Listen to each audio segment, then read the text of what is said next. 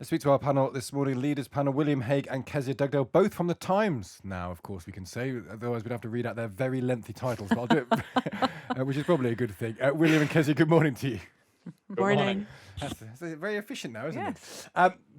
It was a very stark interview that Asma just did there with the guy from Halo, and this chilling notion that there's absolutely nothing that can be done for the people of Mariupol. And I guess the question is how true that is. William, you've written in your column this morning that Putin could be stringing us along with talks. But what would he gain from that? Because you had experience of him stringing you along when it came to Syria. But in Syria, I suppose he wanted to keep the status quo to a certain extent. He supported the incumbent, and he wanted the West to keep out of it. What would he gain by stringing us along in Ukraine? Well, what he gains from that, effectively stringing it along, having a peace process, but never actually bringing it to a conclusion, is that he stops anybody else, like China or the United Nations, trying to set up a different set of peace talks. Secondly, he can try to make it look as if the Ukrainians are being unreasonable, and Russia keeps sending ultimatums. This is all you have to do to end the war and for us to stop killing your people, as if they're making some sort of generous offer. And he has to show people at home as well that there is some hope of some end to the war, that he's being reasonable. So he gains all of those things, but as you've been hearing and describing, the actions on the ground are not consistent with peace. Russia is bombarding cities, particularly in Mariupol. It's reinforcing its positions with fresh troops, although not necessarily very good troops from what one can gather. They're digging in places. There's the Halo Trust doing all that excellent work in Ukraine. Looks like there are going to be a lot more minefields in Ukraine in the future, because the Russians are creating defensive positions in some areas. And he gains one other very important thing, which is the opportunity to try and do better militarily, without having to accept this appalling shambles that the Russian military have produced. So for all those reasons, he's talking, but not actually bringing it to a realistic conclusion. Kezia, we had someone text in earlier today saying, listening to the guy from Halo, and 300,000 people in Mariupol, elderly people dying in basements because of starvation. And if you heard that, the siege of Leningrad or something like that, you'd have said the Second World War. It feels like something from past history, and yet it's happening in the present day. And the person said, well, what are we doing? What can we do? And do you feel that sort of similar sense of impotence, I suppose, Kezia, that there's a certain amount we can do? We can provide military assistance, we can provide refugee assistance, but we can't actually give food to starving people in a city in Europe. It's a striking notion in itself. It's utterly devastating. And I just listened to that interview with James Cowan with my kind of jaw to the floor. We're literally waiting for 300,000 people to die. There's a leader of a major NGO that specialises in this type of work on national radio saying there is nothing that can be done. Just let that sink in. I cannot believe what I've just heard. And his only words for the world are that we almost have to write off Mariupol and ensure this can't happen to any other cities in the Ukraine. I mean, let that sink in. We must do more for the next cities, but the idea that we're writing off this one, I just can't quite comprehend. And what more? I mean, because the red line is not getting a NATO country involved in a war with Russia remains the red line. So presumably there aren't many things more we can do. Well, you've just heard him make an argument for developing safe havens in the west of Ukraine. So there is more the West can do to prepare those cities for what might be coming, and to kind of limit the horrors of this humanitarian crisis that awaits them. That's not necessarily a military response. That can be about the resources they need to survive for as long as they can in basements in these big cities. I mean, that's the reality of what we're talking about here. And it just beggars belief. William, just finally, in your column, you talk about your experience of Sergei Lavrov. We know you've met Putin as well. I'm just interested. What we're talking about here is such appalling acts of inhumanity, the murder of thousands of people, war crimes we're talking about that we are seeing before our eyes. I don't know if this is possible for you to answer this question, but when you meet Lavrov, when you met Putin, when you look them in the eye, do you sense... Because one of the things that Cowan said was, we got to hope that there's some humanity somewhere buried in the souls of these Russian commanders. When you've looked at Lavrov in the eye, you've looked Putin in the eye, do you see any humanity buried in their souls? Is there any prospect of relying on any form of good intentions there, or did they appear what they actually seem to be? No, not much humanity, I'm afraid. Not in Putin. You know, I always thought he had the coldest eyes. I think I've mentioned this on this program before, the coldest eyes I've ever seen in the world. And I've seen a lot of the most evil people in the world. So there isn't much hope in his humanity. He will do anything to stay in power. The whole to maintain that corrupt pyramid of financial and political power on which he sits on the top in Moscow. And dictators throughout history have got into a mindset where, you know they can't give up power anymore because somebody would get them very quickly. So they have to do anything to maintain their power, however many people get killed as a result.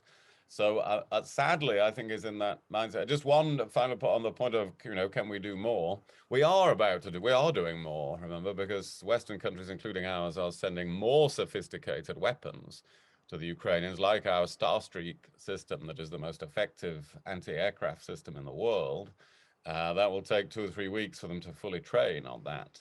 But we are doing more within the limits of what we've been discussing.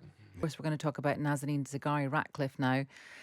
She said that her freedom would never be complete while others remained unjustly detained in Iran. And she questioned why it took 6 years and 5 foreign secretaries to free her. We have a former foreign secretary with us, of course. We have William Hague. William, my brain can't work fast enough to work out whether you were one of those 5. No, believe it or not, there have been so many changes in foreign secretary since I left. I did nearly 4.5 years, then there have been 5 since then. So Goodness I me. wasn't one of those. I've not been involved in the Nazanin case, although I had many problems with Iran, different problems. But that's something that Jeremy Hunt's been tweeting about this morning. That's part of the problem, isn't it? This huge turnover of foreign secretaries would not have helped. Well, it doesn't help. I don't know how much difference that has made, and I just without saying everybody's handled it perfectly, which I don't think is necessarily true. I just do want to stress how difficult it is to deal with the Iranians. Remember, it's they who have unjustly detained people and used them as political pawns.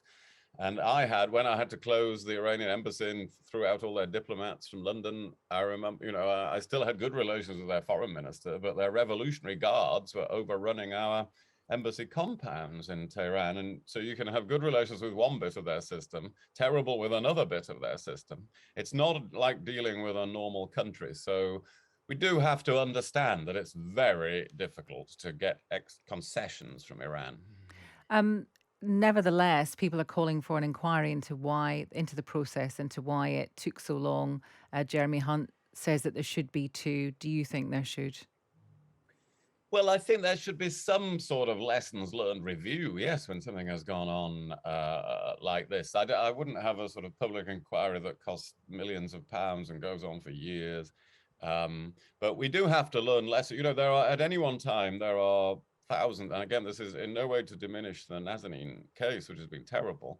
There are thousands of British nationals in prisons overseas, some of them for perfectly legitimate reasons. And some of them, the Foreign Office does very well quietly getting them out. Others do need big public campaigns. There's always a dilemma about that. Others, you just can't get out. So all the time, the government's got to be learning lessons from all these different cases about how to handle things in the future. There's been quite a bit of, there's been a lot of praise for Nazanin, and there's been some criticism. Kezia, I'm sure you're aware, after the press conference yesterday, there was a bit of a backlash. Jeremy Hunt's been tweeting about it this morning. He's saying those criticising Nazanin have got it so wrong. She doesn't owe us gratitude. We owe her an explanation. And then he talks about the fact that it took a long time, 5 foreign secretaries, including him, and 6 years. What do you make of the people who are saying that, her tone was not quite right yesterday and she should have been a little bit more grateful? Well, they're misogynists. There's no doubt about that. I mean, it's utterly ridiculous. This woman has been held essentially captive for 6 years and been denied her freedom and her liberty and her ability to speak her mind. I think she's more than entitled to say whatever she wants upon her release. And those who are telling her to sort of shut up and go away really need to take a hard look at themselves. I think it's utterly appalling, the gendered abuse that she's faced with. And she should be free to say what she wants, and she should be free to live her life how she seeks to live it. Some people saying that that she shouldn't have gone there because the Foreign Office advice, and I can check this with William at the time, was not to go to Iran. Well, that may be the case, but that same advice would apply to men, and I don't see men being treated in the same way that she is currently by social media accounts with a litany of abuse. I mean, some of it I can't even say on air, Asma. I'm so angry about what I've seen this morning. It's just another example of the different way that women are treated when they have power and agency and they choose to use it. Can you give me a flavour then, without saying the rude stuff about what you're talking about? I don't know if I can, because I don't know what words are allowed and which ones aren't. What's the general gist? Well, it's misogynistic abuse. There are words which that sound like witch being used right across social media this morning, and that's gendered abuse. Yeah. And it's aimed at a woman who's choosing to speak her mind, and we must call it out for that and crush it. William, what do you make of that? I'm absolutely with Kezia on this. This is somebody who has been unjustly detained for all these years. And really, if she has criticisms to make, then everybody has to learn from them and take that on the chin and not resent it. And as we were just discussing, it won't be, however much one defends how the government's handled it, it will be very hard to argue it was handled perfectly. So, no, I think we really have to listen to her and understand what she's been through. Kezia, just one point on this. Another woman who's waded into this situation and fixed it, Liz Truss.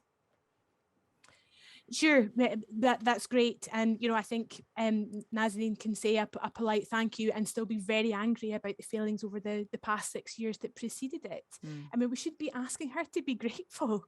I'm sure she's delighted and very relieved to be home, but let her speak her mind and not just demand her thanks. The one thing I've never understood about this, because the show's been going on for just under 2 years, William. I remember a conversation relatively early on where we said we owe the Iranians this money. Everyone accepts that we owe them this money because of a deal that was done. We owe them this 400 million and we have to pay it back. And everyone said, well, we can't pay it back because of sanctions. William, what I don't understand is that what changed? Because what was possible 2 weeks ago that led to Nazanin being returned was possible a year ago, 2 years ago, 4 years ago. That's the thing I don't get, because it's either you will never pay Iran, or you can pay Iran. And if you can pay Iran, then why didn't we pay Iran 4 years ago or 5 years ago? This is a totally reasonable question. And I don't know the definitive answer. This was before the Nazanin case. I looked at repaying this 400 million to Iran. And at that time, when we were negotiating the nuclear deal, we were maintaining strong sanctions on Iran. And the legal advice was very categoric that we couldn't do that because of EU and US sanctions. Now, one thing has changed, but I don't know how much it changed the legal position, which is Brexit, because we're in a different legal framework from the EU. And it may also be that behind the scenes, the United States took a different attitude to the enforcement of sanctions. So these are hypotheses from me. Clearly, there was a change in the legal advice going to the Foreign Secretary from previous years. Yeah, interesting. And my experience of lawyers is that they'll give you all the legal advice in the world, and sometimes you have to say to them, I'm going to do this, and you're going to have to give me the legal justification for doing it. And that's a slightly different mindset, perhaps. Let's finish on accents, because a new campaign wants to challenge prejudice against Cockneys. He feels the accent you have, depending on where you're from, can play a disadvantage when it comes to certain industries, including in fashion and media. I said at the beginning that you two have got resplendent accents, so we can definitely ask your opinion on this. Kezia, I can't believe a Scottish accent would ever be held against anyone, but maybe you think differently. But what's your whew generally? Do you think where there's a lingering snobbishness against certain accents? Not really, no. Although I must admit to shouting at the radio earlier when you accused Johnny Reynolds of having an accent, because I think you very firmly have an accent. Yeah. You to my ear sound Cockney. Yes, you might think that is ridiculous, but I sound Cockney. Yeah, you do. And I bet you can't tell the difference between my accent and Asma's accent. When we come Scottish, it's the same. We're just Scottish, are we? You know, a country that's 600 miles from one end to the other, we just sound Scottish. Yeah. Kezia, you've hit the nail on the head, because this this is the thing about accents, isn't it? It depends where you are from and what you perceive as an accent. Because I mean, some people, you might say that, you know, you don't have an accent, and I might say that too because I've lived 20 years in London. Yeah. But to someone in Fife, to someone in Inverness, you very much do. I sound like a Cockney, apparently. I'm quite pleased with that, Kezia. It's all relative. Yeah. It is. It's a bit like body odor. You can't smell your own. is the thing, perhaps. Now, but do we think? But is there a prejudice, do you think, against certain accents? Against northern accents, Johnny Reynolds has. Cockney accents. We spoke to a guy earlier, and he said that even, I think the example he gave was it was a panel event, and there's a Cockney there, and they said, "Here's this guy," and he went, "All right, everyone," in a Cockney accent, and everyone sort of laughed embarrassedly, which is kind of interesting. Sorry, are you asking me? No, Kezia, then I'll come to you, William, because you definitely have an accent as well. I'm doing it again just I'm to not aware of an accent. I think it's all about the sounds that we engage with, right? So everybody's got an accent. Let's just accept that. If you're talking about how people are perceived, the problem that Scottish people face is that we're more inclined to inflect the end of our sentences, so everything sounds like a question, and that creates a sense of doubt. So I think a lot of Scottish people face that as an issue, where they find it harder to necessarily assert themselves. A particularly stronger problem for women. That's interesting. William Hague, you don't have an accent, as we've just been discussing, but have you ever confronted any accent-based prejudice? I don't think so. Well, probably I have. Probably when I was leader of the Conservative Party and doing incredibly badly in terms of trying to defeat Tony Blair. Maybe for some people, I don't know, these stuck-up people in the South, maybe they resented my accent. Sorry, I don't really think they're stuck-up. But you said it now, that's it. I know, I'm only joking. But in fact, I regard it as a big advantage in life. I've always found, you can hardly have a bigger advantage in life than being from Yorkshire. But if you also have an accent, I go around, I give talks in America, and people say any questions, and they say, can you just say that all again? And I thought, why, wasn't it not clear? And they say, no, we just want to hear you say it again. And I find it's a great advantage, big talking point to have some unusual accent. That's a really good point. I find that if you ever feel doubtful about how you speak, going to America as a British person, you do get a bit of love for that. That's a very good point. Well, I find that when I go to, when I haven't been in a while, but when I go to America, you have to adopt their accent. Otherwise, they do not understand you. You put an American accent on. You have to do it a little bit. Otherwise, every transaction is excruciating. Can I tell you, both Kezia and Asma, my brother, when we went to Scotland on holiday when we were young, oh no, he went into a shop and asked for a bottle of Iron Brew in a Scottish accent as a joke. He was like 10. He thought it was funny. And he did it, and the person just looked at him and said, I don't understand you. So that's my link. So I will never, Kezia, attempt to do a Scottish accent to you, I promise you that. Well, you've done it to me plenty of times. Anyway, the country is very grateful. It's just one big country, that's the main thing. The last word goes to Kezia Dugdale, definitely, not you, Stig Abel. Right, Kezia Dugdale, thank you so much, and William Hague as well. Tomorrow, we should tell you, we will find out what the next year or so will be like for our wallets and purses and bank accounts when the Chancellor delivers his spring statement to the House of Commons. He'll have the latest economic data and let us know what changes he might be making. Watch out for potential reduction in fuel duty, for instance. You can hear Rishi Sunak's statement live and in full here on Times Radio, plus lots of reaction and analysis throughout the afternoon and into the evening. If you want to know everything about the spring statement, make sure you tune into Times Radio from midday and get all the latest news as it happens. Let's get the latest news today and sport with Alex Moore.